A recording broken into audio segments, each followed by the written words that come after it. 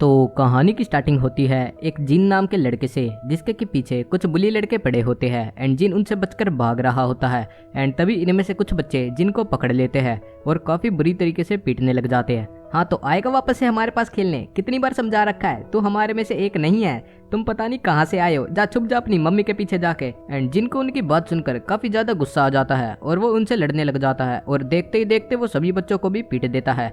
तभी उसकी मम्मी आ जाती है और बोलती है कि जिन रुक जाओ यहीं पे और चलो मेरे साथ घर पे। एंड घर पर जाकर जिन की मम्मी उसे काफी सारा लेक्चर सुनाती है और बोलती है कि तुम्हारे अंदर इतनी अकल होनी चाहिए कि ये कजामा फाइटिंग स्टाइल किसी भी नॉर्मल ह्यूमन पे यूज नहीं करना होता। अगर तुम अभी उन बच्चों में से किसी भी एक को मार देते तो हम काफी बड़ी मुसीबत में फंस जाते। एंड जिन भी उन्हें सॉरी बोलता है। फिर वो उसे आगे समझाते हुए बोलती है कि मुझे पता है वे बच्चे तुम्हें काफ़ी बुली करते हैं, बट तुम्हें अपने एंगर पे कंट्रोल रखना चाहिए। जिस दिन तुमने ये आर्ट सीख ली उस दिन तुम इस दुनिया के सबसे महान इंसान बन जाओगे। एंड जिन इनकी बातें सुनकर काफ़ी खुश हो जाता है और अपनी मम्मी से पूछता है कि हाँ तो मोम, क्या आप मुझे बता सकती हो कि हम यहाँ पर क्यों मूव कर गए जबकि हम अपने विलेज में ही रह सकते थे। तब उसकी मम्मी बोलती है कि बेटा तुम पढ़ लो। तब जिन बोलता है कि हे मॉम, प्लीज़ आप मेरे को बता दो, आप कभी मेरे डैड के बारे में भी मुझे नहीं बताती, प्लीज़ आप मेरे को एक बार तो बता ही दो, कम से कम उनका नाम तो आप बता ही सकते हो। तब उसकी मम्मी बोलती है कि हाँ तो हमें कौन सा सब्जेक्ट पढ़ना था, इंग्लिश या मैथ, और वो जिन की बात को वापस से टाल देती है। अब जिन की पढ़ाई खत्म हो जाती है एंड फिर उसकी मम्मी उसे ट्रेन करने लग जाती है। एंड जिन और उसकी मम्मी एक स्पारिंग सेशन करते हैं जिसमें कि जो जिन है वो अपनी मम्मी से बुरी तरीके से हारता है। फिर उसकी मम्मा जिन को बोलती है कि हाँ तो अब मैं तुम्हें एक स्पेशल कजामा फाइटिंग स्टाइल सिखाने जा रही हूँ जिसका नाम है र्यून इत्सुई। एंड तुम्हें इसे सीखना होगा और जल्दी ही तुम मास्टर कर लो, बट तुम इसे किसी भी नॉर्मल ह्यूमन पर यूज नहीं कर सकते। एंड फिर वे दोनों एक साथ ट्रेनिंग करने लग जाते हैं।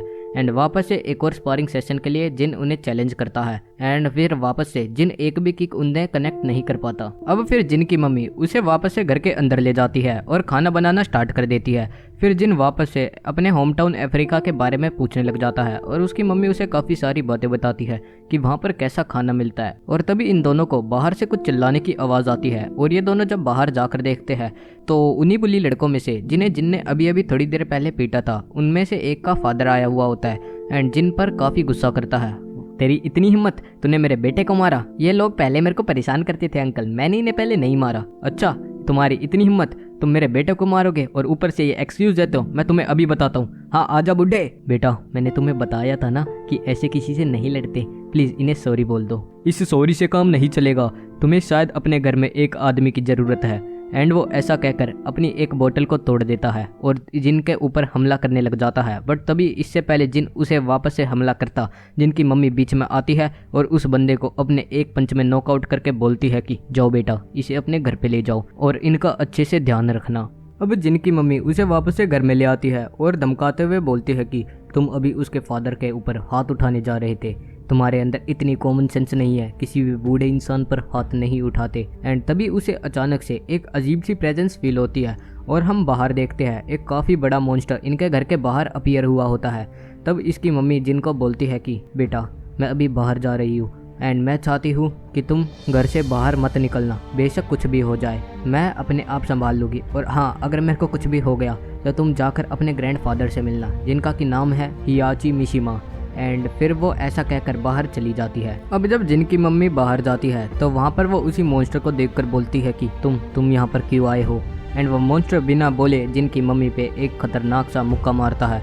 फिर उसकी मम्मी भी उसे काउंटर अटैक करने की कोशिश करती है और काफ़ी देर तक इनकी ऐसे ही लड़ाई चलती रहती है। एंड जिन भी अंदर अजीब सा फील कर रहा था, उसका बहुत मन हो रहा था कि वो जाकर अपनी मोम की हेल्प करे, बट उसकी मोम ने उससे वादा लिया था।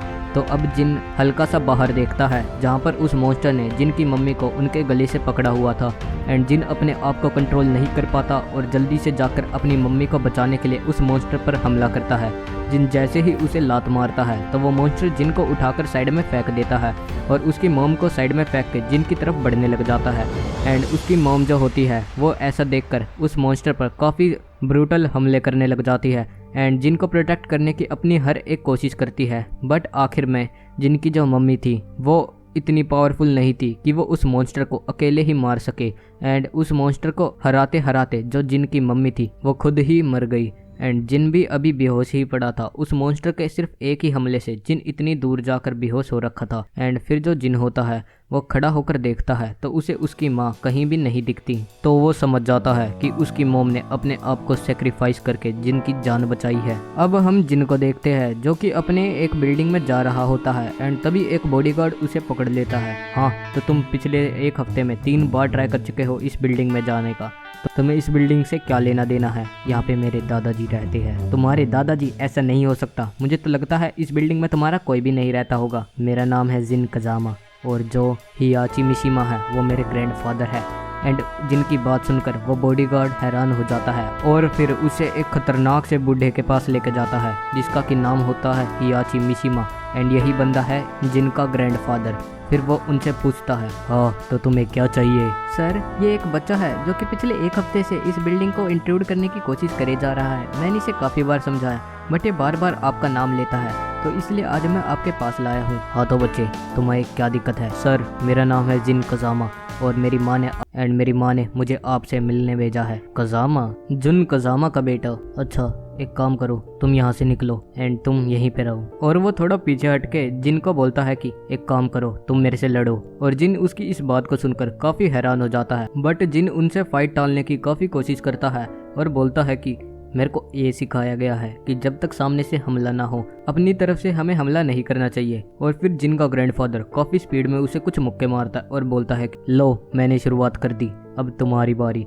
एंड जिन भी उनसे लड़ने की कोशिश करता है बट जो जिन की पावर्स थी वो उनके कंपैरिजन में काफी ज्यादा कम थी और जिन इसी वजह से उनसे काफी बुरी तरीके से हारता है। और उसका दादा बोलता है कि यहाँ से निकल जाओ, तुम हमारे क्लैन के लिए एक धब्बा हो और यहाँ पर फिर से कभी दिखाई मत देना। मैं यहाँ से नहीं जाऊँगा, मेरी माँ ने आपके पास मुझे भेजा है उस ग्रीन मॉन्स्टर के हाथों मरने से पहले। क्या तुमने ग्रीन मॉन्स्टर कहा? हाँ, ग्रीन मॉन्स्टर, उसे ओगर कहा जाता है। एंड तुम श्योर हो कि तुम्हें उससे फाइट करनी है? हाँ, मैं उससे लड़ना चाहता हूँ एंड अपनी माँ का बदला लूँगा। तो ठीक है, मैं तुम्हें ट्रेन करने वाला हूँ बट हाँ, तुम्हें मुझसे वादा करना होगा कि तुम उस मॉन्स्टर को बिना मारे नहीं मरोगे। अगर तुमने ऐसा करा तो तुम हमारे क्लैन के लिए एक धब्बा होगे, धब्बा। तो अब जिनके पास एक टेलर आती है और उसकी कुछ मेजरमेंट्स लेने लग जाती है ताकि वो जिन की एक मस्त सी फाइटिंग ड्रेस बना सके। एंड जिन भी उसे अपनी मेजरमेंट दे रहा होता है। फिर जिन उसे बोलता है कि प्लीज़ आप मेरी ड्रेस पे क्या एक फायर का सिंबल बना सकते हो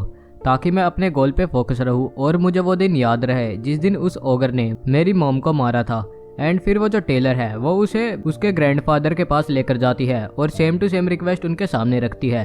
एंड फिर वो उसके ग्रैंडफादर बोलते हैं कि नहीं, तुम्हारी ड्रेस पर ये फायर का सिंबल नहीं बनेगा क्योंकि यहाँ पर कोई भी चीज़ फ्री में नहीं मिलती, तुम्हें हर एक चीज़ यहाँ पर कमानी होगी। जिस दिन तुम्हारी ट्रेनिंग मेरी नज़रों में कंप्लीट हो जाएगी उस दिन तुम्हारी ड्रेस पर एक फायर सिंबल बना दिया जाएगा। अब जिनकी ट्रेनिंग करने का टाइम स्टार्ट हो जाता है और उसके ग्रैंडपा उसे एक मस्त सी अरीना में लेकर जाते हैं और बोलते हैं कि हाँ तो चलो अब उस बैटलफील्ड में जाओ। एंड जिन भी जैसे ही उस बैटलफील्ड में जाता है तो पीछे से उसे एक काफी जोर से मुक्का लगता है एंड ये मुक्का उसके ग्रैंडफादर ने मारा था। तब जिन बोलता है कि अभी तो मैच स्टार्ट भी नहीं हुआ, आप अभी से ही मेरे को क्यों मार रहे हो? तब उसके ग्रैंडफादर बोलते हैं कि कभी भी अपने अपोनेंट को अपनी पीठ नहीं दिखानी चाहिए, चाहे तुम मैच के अंदर हो या फिर नहीं। अब फिर वो उसे आगे बताते हैं कि जो तुमने अभी तक फाइटिंग स्टाइल सीखा है वो कजामा फाइटिंग स्टाइल के बराबर बिल्कुल भी नहीं है, वो तो हमारे यहाँ सिर्फ वार्म अप की तरह यूज करा जा सकता है। तो आज से तुम्हारी कजामा फाइटिंग स्टाइल ट्रेनिंग स्टार्ट होगी। और हाँ, ये ट्रेनिंग बिल्कुल भी मुश्किल नहीं है क्योंकि ये काफ़ी ज़्यादा मुश्किल है। और जब भी तुम्हें ऐसा लगे कि हाँ अब मेरे से नहीं होगा, तब उस दिन को याद करना जिस दिन उस ओगर ने तुम्हारी माँ को तुम्हारी आंखों के आगे मारा था और तुम कुछ नहीं कर पाए थे। तुम्हारे अंदर अपने आप जान आ जाएगी। अब फिर वो उसे 2 मॉन्यूमेंट्स को दिखाता है और बोलता है कि ये तुम्हारे ग्रेट ग्रैंडफादर यानी कि मेरे फादर जिनपाची मिशिमा, उन्होंने एक जापानीज कटर हायर करा था और ये जो पत्थर था ये उन्होंने उससे काफ़ी अच्छे तरीके से तरसवाया था। बट जिस दिन उन्होंने मेरी ट्रेनिंग स्टार्ट करी उसी दिन उन्होंने मेरे को दिखाने के चक्कर में इस पत्थर को तोड़ दिया था और ये बोला था कि हम मिशिमा लोग किसी को भी बना सकते हैं और किसी को भी बिगाड़ भी सकते हैं, बस सब कुछ हमारी सिचुएशंस पे डिपेंड होता है और हम किसी को बिगाड़ने में बिल्कुल भी हेजिटेट नहीं करते। अब उसके ग्रैंडफादर उसकी फाइटिंग स्टार्ट करते हैं और बोलते हैं कि इस फाइटिंग में तुम सिर्फ अपने हाथों का इस्तेमाल करने वाले हो, पहले हम तुम्हारी हैंड टू हैंड कॉम्बैट को इम्प्रूव करेंगे। और जैसे ही जिन उसके ग्रैंडफादर पे हमला करता है तो उसके ग्रैंडफादर उसे काफी खतरनाक किक मार के दूर फेंक देते हैं। फिर जिन बोलता है कि आपने तो कहा था कि आज हम सिर्फ हाथों से लड़ने वाले हैं, बट आप खुद ही किक्स का यूज कर रहे हो, तो क्या आपके लिए ये रूल्स एप्लीकेबल नहीं है? ये तो एक डिस्क्रिमिनेशन हुआ, ऐसे में कैसे ढंग से ट्रेनिंग कर पाऊंगा? तब उसके ग्रैंडफादर बोलते हैं कि लाइफ हमेशा सबके लिए एक समान नहीं होती, वो किसी के लिए फेयर तो किसी के लिए अनफेयर होती है, और तुम्हें हर एक सिचुएशन के लिए तैयार रहना होगा। हो सकता है बैटल में तुम्हारे पैर टूट जाए, तो तुम्हें बस अपने हाथों से अटैक करना होगा, एंड अगर हाथ टूट जाए तो तुम्हें अपने मुंह से और अपनी विल पावर से अपने अपोनेंट को हराना होगा। अब इनकी ट्रेनिंग जारी रहती है और वो अपनी ट्रेनिंग में जिन को काफी ज्यादा पीटते हैं, फिर वो थोड़ा सा ब्रेक लेते हैं, पर जिन के लिए कुछ भी ब्रेक नहीं था वो उसमें भी अपनी ट्रेनिंग को जारी रखता है। जब उसके ग्रैंडफादर के साथ प्रैक्टिस नहीं कर रहे होते तो उस टाइम वो अपने आप प्रैक्टिस करता है, एंड फिर उसके बाद उसके ग्रैंडफादर आकर फिर से उसे पीटते हैं, और देखते ही देखते इनकी ट्रेनिंग जारी होती है। और शाम आने पे उसके ग्रैंडफादर बोलते हैं कि हाँ, तो अब ट्रेनिंग कंप्लीट हुई, तुम मेरे साथ चलो। पर कहाँ? वो वहाँ पे जो पत्थर रखे हैं ना, वहाँ पर। ओके सर, अब एक काम करो, तुम उन पत्थर को अपने हाथों से तोड़ो। हाथों से? हाँ, फोकस करो, फोकस। ठीक है, ये। एंड वो अपने पूरा फोकस करके उस पत्थर पर हमला करता है, बट स्टिल वो पत्थर वही का वही रहता है। एंड फिर उसके ग्रैंडफादर बोलते हैं कि तो तुमने अभी तक कुछ भी नहीं सीखा, और ये देखो। एंड वो काफ़ी सारे पत्थरों को सिर्फ अपने एक हमले में तोड़ देते हैं और बोलते हैं कि तो आज से जब भी हमारी फाइटिंग कंप्लीट होगी तो हम ऐसे ही इन पत्थरों को तोड़ने की प्रैक्टिस करा करेंगे। और हाँ, आज मेरे साथ तुम डिनर करने वाले हो, तो जल्दी से जल्दी डाइनिंग टेबल पे आ जाओ। एंड जिन भी डाइनिंग टेबल पे आके बैठ जाता है, और फिर उसके ग्रैंडफादर उसे थोड़ी मैनर सिखाते हैं और बोलते हैं कि क्योंकि तुम उम्र में छोटे हो, जब तक सामने से तुमसे कोई बात करना ना चाहे, जब तक तुम्हें कुछ भी नहीं बोलना, समझे? हाँ, यस सर। एंड फिर वहाँ पर एक गांद्रीव नाम का बंदा आता है और मिशिमा को देखकर बोलता है कि हाँ सर, मैंने उसे ढूंढ लिया। एंड फिर मिशिमा उसे डाइनिंग टेबल पे बैठने के लिए बोलता है, और फिर वो बैठकर उन्हें एक पेंडेंट दिखाता है और बोलता है कि सर, इसे हमने फाइनली आपके लिए ढूंढ ही निकाला, जैसा कि आपने हमें बोला था। एंड फिर मिशिमा उसे लेने की कोशिश करता है, बट गानरयू उसे बीच में ही रोक देता है और बोलता है कि सर, एक्चुअली जब हम इसे ढूंढ रहे थे तो बीच में ही हमें कुछ अनसर्टेन एक्सपेंसेस को फेस करना पड़ा, तो प्लीज आप पहले हमारी उन एक्सपेंसेस की पेमेंट कर दे, उसके बाद ही आप इसे छू सकते हैं। एंड मिशिमा को उसे देखकर काफी गुस्सा आता है और बोलता है कि अगर तुम्हारे कुछ एक्सपेंसेस हुए हैं तो वो तुम्हारी गलती है, मैं सिर्फ उतने ही पैसे दूंगा जितने की डील हुई थी। फिर गांधर्यू वहां से उठकर जाने लग जाता है और बोलता है कि ऐसी बात है तो मैं इसके लिए कोई दूसरा बायर ढूंढ लूंगा, एंड वैसे भी इस कीमती चीज के काफी सारे बायर हो गए। तभी मिशिमा को गुस्सा आ जाता है और वो जिन को बोलता है कि हाँ तो जिन, जाओ इससे ये पेंडेंट छीन लो। एंड जिन खड़ा होकर फाइटिंग स्टांस में आ जाता है, और गानरयू जिन को काफी ज्यादा अंडर एस्टिमेट करता है और बोलता है कि क्यों मिशिमा, कमर वमर में दर्द हो रहा है क्या? लग रहा है अब ये फाइटिंग वाइटिंग तुम्हारे बस की नहीं है, जब ही तो तुमने मेरे सामने इतने छोटे से अपोनेंट को खड़ा कर दिया। एंड वो अपनी जेब में से एक चाकू निकाल लेता है और जिन पे हमला करने लग जाता है। एंड जिन स्टार्टिंग में तो उससे थोड़ा हार रहा था, बट एकदम से जिन उस पर थोड़े से सीरियस पंचेस करके उससे वो पेंडेंट छीन के अपने ग्रैंडफादर को दे देता है। फिर उसका ग्रैंडफादर उसे बोलता है कि चलो अब इसे खत्म कर दो।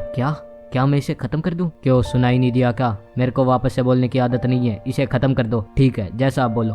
और वो कुछ फाइनल ब्लोज मार के उसे खत्म कर देता है। अच्छा, तो तुम मुझे ये बता सकते हो कि अभी अभी तुम पहले हेजिटेट क्यों कर रहे थे? हेजिटेशन एक वीक आदमी का सिग्नल है, और हम मिशिमा कभी भी वीक नहीं हो सकते। एंड फिर अब हम अगले दिन का सीन देखते हैं, जहाँ पर हियाशी मिशिमा अपने असिस्टेंट से बात कर रहा था। सर देखो, हमारा ये इतना काबिल फाइटर भी अचानक से गायब हो गया। अच्छा, ऐसी बात है, तुम इसे जल्दी से ढूंढो। और हाँ, तुमने उस पेंडेंट का क्या करा? सर वो मैंने अपने कुछ साइंटिस्ट को उसके काम में लगा रखा है। क्या आप श्योर हो? इसी से वो आएगा। हाँ, इसी से वो आएगा, वो ओगर। इससे हम ये पता लगा सकते हैं कि वो कब आ रहा है, इसीलिए मैंने साइंटिस्ट की इतनी बड़ी टीम पाल रखी है। एंड तभी वहाँ पर जिन आ जाता है, और जिन उन्हें देखकर बोलता है कि सर, आज की ट्रेनिंग का टाइम हो गया, क्या आप मेरे साथ चलोगे? एंड उसकी असिस्टेंट बोलती है कि अभी सर थोड़े बिजी है, तो आप कुर्सी पे आकर बैठ जाओ अभी आज। एंड तभी उसका ग्रैंडफादर बीच में ही रोक के उसे बोलता है कि नहीं, जाकर वहाँ पे चेयर बनने के स्टांस में खड़े हो जाओ। एंड जिन ऐसा ही करता है, और आधे घंटे बाद वे दोनों वापस से बैटल अरीना के अंदर जाते हैं। और अब वो उसे बॉक्सिंग रिंग में ले जाकर बोलता है कि जिस दिन तुम यहाँ से अपने 2 पैरों पर खुद ही चल के निकलोगे, उस दिन तुम उस ओगर से लड़ने के लिए तैयार हो जाओगे। एंड मैं वर्ल्ड आयरन फिस्ट टूर्नामेंट भी ऑर्गेनाइज करवा दूंगा, जिससे कि वो ओगर बाहर आए, पर उसके लिए तुम्हें पहले ये छोटा सा टास्क कंप्लीट करना पड़ेगा। और हाँ, आज की फाइट में तुम सिर्फ अपने लेग्स का इस्तेमाल करोगे। एंड उनकी ट्रेनिंग वापस से स्टार्ट हो जाती है। अब देखते ही देखते 4 साल बीत जाते हैं। एंड इन 4 सालों में जो जिन था वो काफी तकलीफों से गुजरा था, यहाँ तक कि जब वो स्कूल जाया करता था उसके मुंह पर इतनी सारी बैंडेजेस हुआ करती थी। एंड आज तक वो कभी भी उस रिंग से 2 पैरों पर नहीं जा पाया। बट आज फाइनली वो दिन है जिस दिन जिन अपने 2 पैरों पर उस रिंग से बाहर निकल कर जा रहा है। और हम ये भी देख सकते हैं कि जिन की जो पैंट्स है उन पर एक फायर टैटू आ चुका है। इसका मतलब जो जिन था उसने अपने ग्रैंडफादर को इम्प्रेस कर दिया है। एंड फिर 4 साल बाद फाइनली वो उसकी क्लास डिसमिस कर देता है। बट जो जिन था वो उसे एक स्पारिंग सेशन के लिए चैलेंज कर देता है और उसका ग्रैंडफादर भी उसके इस चैलेंज को एक्सेप्ट करके उससे काफी ब्रूटली लड़ने लग जाता है। एंड स्टार्टिंग से ही जिन उस पर काफी ज्यादा भारी पड़ रहा था। एंड फाइनली जिन का एक ब्लो उसके मुंह से खून निकाल देता है और वो फाइनली अपने ग्रैंडफादर को हरा देता है।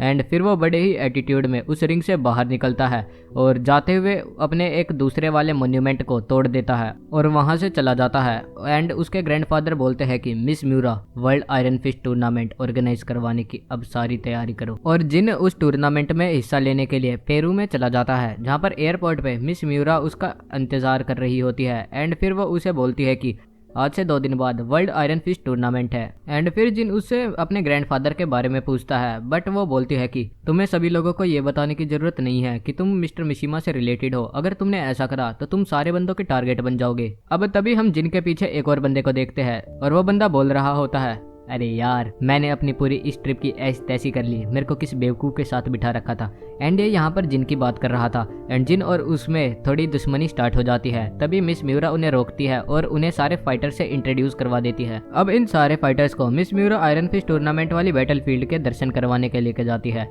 एंड जो जिन होता है वह पिछले कुछ टूर्नामेंट्स की क्लिप्स देख रहा होता है, जहाँ पर वो अपने फादर की फाइट देखता है जो कि उसके ग्रैंडफादर से फाइट कर रहे थे।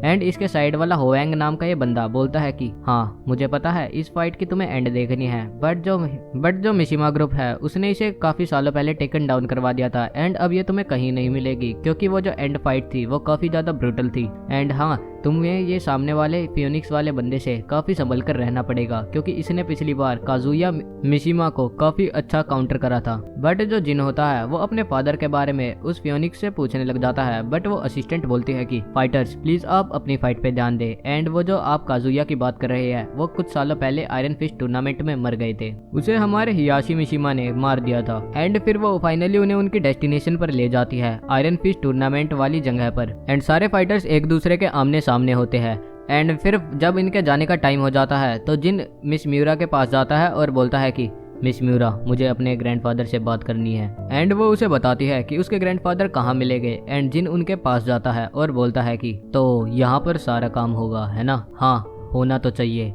बट मैं इस बात को लेकर चिंतित हूँ कि यहाँ पर ओगर आएगा या फिर नहीं। क्यों, क्या वो यहाँ पर नहीं आएगा? हाँ अगर तुमने ढंग से लड़ाई करी तो वो यहाँ पर जरूर आएगा क्योंकि ओगर फाइटिंग स्पिरिट से अट्रैक्ट होता है। ओगर को तो छोड़ो, तुम मुझे ये बता सकते हो कि मेरे फादर काजुया मिशिमा को क्या हुआ था? तुम्हारा माइंड अभी भी पास्ट में अटका हुआ है, तुम्हें अभी फाइनली इस टूर्नामेंट के बारे में सोचना चाहिए, ना कि अपने पास्ट के बारे में। फोकस करो। और वो ऐसा कहकर वहाँ से चले जाते हैं। अब फाइनली वो दिन आ जाता है जिस दिन आयरन फिस्ट टूर्नामेंट स्टार्ट होना था। और ये टूर्नामेंट काफी बड़ा होता है। ये टूर्नामेंट इतना बड़ा होता है कि ये पूरे दुनिया में सभी लोगों को दिखाया जाता है। और फिर वो जो मिस म्यूरा होती है वो अनाउंसमेंट करती है, इस शो के स्पॉन्सर हमारे हियाशी मिशिमा अभी आके आप लोगों को स्पीच देंगे। एंड फिर हियाशी आके उन्हें स्पीच देता है और वो इसी स्पीच में एक पार्टी की अनाउंसमेंट भी कर देता है। एंड फिर इसके बाद इन लोगों के सामने काफी बढ़िया बढ़िया खाना ला दिया जाता है। अब जो जिन होता है वो वहां से जाने लग जाता है। एंड होवेंग उसे ट्रोल करते हुए बोलता है कि ज्यादा लेट सोना मत क्योंकि कल तुम्हारी एक फाइट है।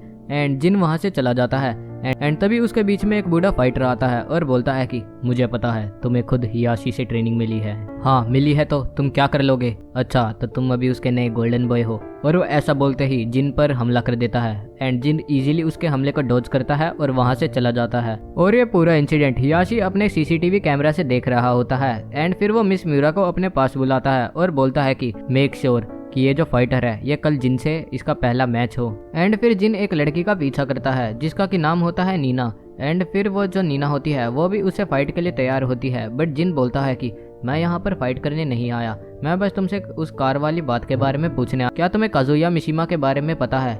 क्या तुमने उनकी पिछली फाइट देखी थी? तब नीना बोलती है कि नहीं मैंने उसकी फाइट नहीं देखी थी, बट मुझे इतना पता है जो काजुया मिशिमा की जो ब्लड लाइन है वो सारे इविल है। और वो ऐसा बोलकर वहां से चली जाती है। एंड इन दोनों की बातें वहाँ पर फियोनिक्स भी सुन रहा होता है और वो बोलता है कि अरे तुम भी लड़की के पीछे पड़ गए, मुझे तो लग रहा था तुम काफी स्वीट लड़के होगे। और फिर वो उससे उसकी बात के बारे में पूछने लग जाता है। वो बोलता है कि तुम्हारा काजुया मिशिमा से क्या रिलेशन है, तुम्हें उसके बारे में इतनी सारी बातें क्यों जाननी है, क्या तुम इसी चक्कर में यहाँ पर आए हो। और वो बातों ही बातों में जिन को बता देता है कि वो उस टाइम वहीं पर प्रेजेंट था जब हियाशी और काजुया मिशिमा की फाइट हुई थी।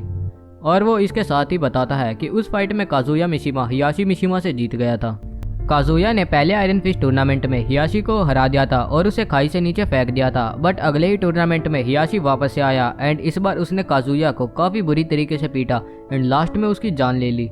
पता नहीं वो कैसा बाप है जिसने अपने ही बेटे को मार दिया। हाँ, बट मैं तुम्हें बस इतना ही बताना चाहता हूँ कि अब इस पॉइंट के बाद तुम मिशिमा के बारे में कभी भी इन्वेस्टिगेट मत करना, वरना तुम काफी ज्यादा प्रॉब्लम में घुस जाओगे। एंड अब फियोनिक्स भी वहाँ से चला जाता है और जिन सीधा अपने ग्रैंडफादर हियाशी मिशिमा के पास जाता है, जहाँ पर एक बॉडीगार्ड उसे रोक रहा होता है। एंड ये वही बॉडीगार्ड था जिसने 4 साल पहले जिन को रोका था। फिर जिन बोलता है कि तुम्हें इतना तो पता ही होना चाहिए कि मैं तुम्हारे रोकने से बिल्कुल भी नहीं रुकने वाला, मुझे अपने ग्रैंडफादर से मिलना है, तो जल्दी से साइड हटो। एंड वो ऐसा बोलकर अंदर एंटर हो जाता है, जहाँ पर हियाशी मिशिमा अपने कुछ लोगों के साथ मीटिंग कर रहा था और वो उसे बाद में आने के लिए बोलता है, बट एंड जिन उसे फोर्स करता है कि मुझे तुमसे अभी ही बात करनी है। अच्छा ऐसी बात है, तुम लोग यहाँ से जाओ और तुम आओ। हाँ तो बोलो तुम्हें क्या बात करनी है। क्या तुमने मेरे बाप को मारा था? हाँ मैं ही हूँ जिसने तुम्हारे बाप को मारा था, बट इसके पीछे एक काफी बड़ा रीजन है। उसे खुद डेविल ने पोजेस कर रखा था और वो एक काफी डिफरेंट पर्सन बन चुका था जैसा कि वो पहले था, इसलिए मुझे मजबूरन तुम्हारे पिता को मारना पड़ा। बट इसके पीछे का रीज़न मैं जानने के लिए काफ़ी ज़्यादा क्यूरियस था, तो इसी वजह से मैंने काफ़ी सारी रिसर्चेस करवाई एंड फाइनली आज मेरे पास एक आंसर है कि तुम्हारे फादर के अंदर इतना बड़ा चेंज कैसे आया था। एंड उसका आंसर है डेविल जीन। क्या डेविल जीन?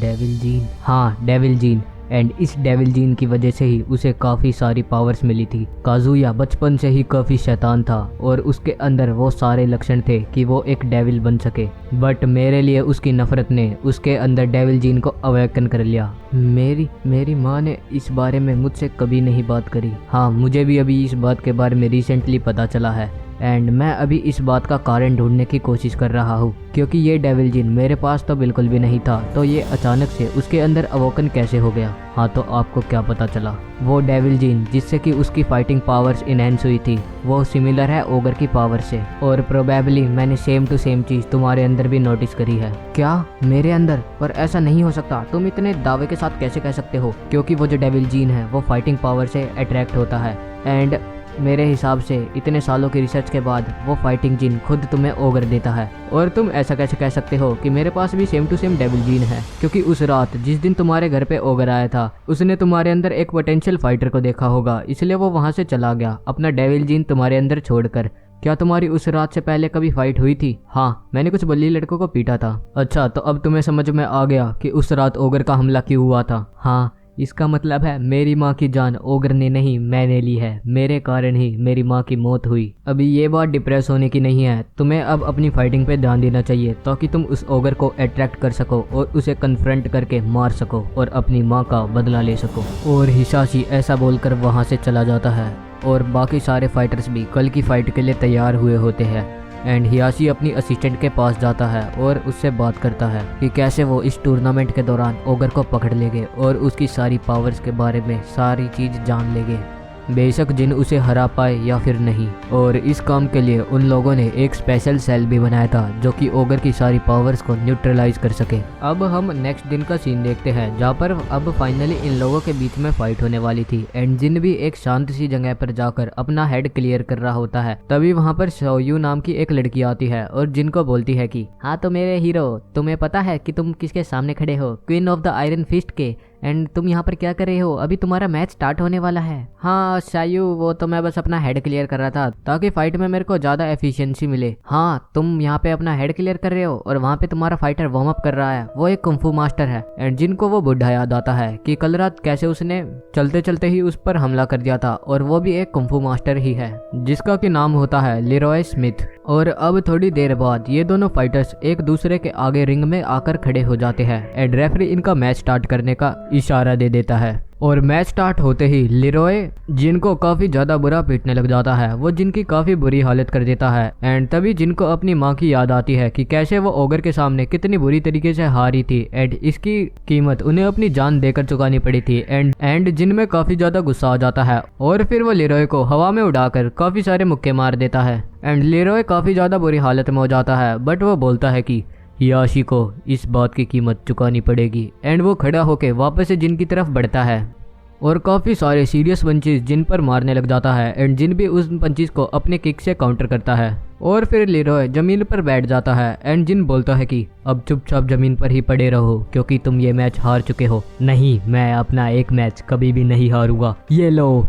और वो ऐसा बोलकर जिन को काफी सारे मुक्के मारने की कोशिश करता है, बट जिन सारे मुक्कों को डॉज करके उसके मुंह पर एक सीरियस पंच जड़ देता है। बट लियोरो अपनी हार नहीं मानता और बार बार जिन से खड़ा होकर लड़ने लग जाता है। तो जिन को भी गुस्सा आ जाता है और वो लिरोय को अपनी एक सीरियस किक मारता है, जिसकी वजह से लिरोय की पैर की हड्डी टूट जाती है और वो जमीन पर ही गिर जाता है। और फिर रेफरी इस मैच का विनर अनाउंस कर देता है, जो कि होता है जिन कजामा। अब मैच के बाद होवेंग जिन के पास आता है और बोलता है कि हाँ, तो तुम्हारा मुंह ऐसा उतरा उतरा क्यों है? तुम्हें देखकर ऐसा लग रहा है जैसे कि कोई फाइट हार गया हो। वो बंदा पीछे नहीं हट रहा था, मैं जितना भी मारूं वो बार बार खड़ा हो रहा था। हाँ, तो फिर तुमने उस फाइटर का पैर क्यों तोड़ा?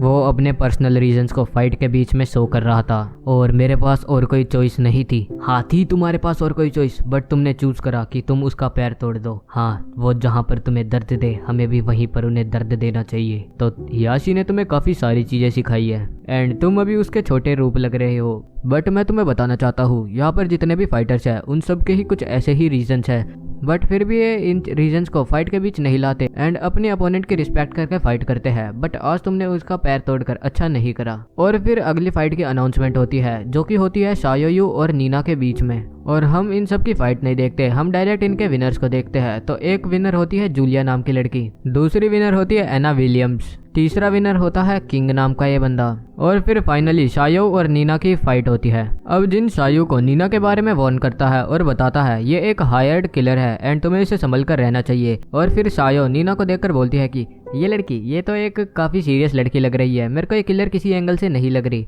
एंड जब मैं इस प्राइज मनी को जीत जाऊंगी तो मैं एक अम्यूजमेंट पार्क खोलूंगी जहाँ पर मैं सबसे पहले नीना को बुलाऊंगी ताकि वो अपनी शक्ल शीशे में देख सके कि उसकी स्माइल कितनी क्यूट हो सकती है। और फिर इनकी फाइट स्टार्ट हो जाती है एंड फाइट स्टार्ट होते ही नीना शायू पर काफी सारे हमले करने लग जाती है और फिर नीना शायू पर काफी सारी किक्स फेंकती है, बट शायू सारी किक से बच रही होती है। एंड जिन हियाशी से बोलता है तुम्हें एक बच्ची को पार्टिसिपेट नहीं करने देना चाहिए था। एंड हियाशी बोलता है कि यही तो डिफरेंस है तुम्हारे और शायो के बीच में।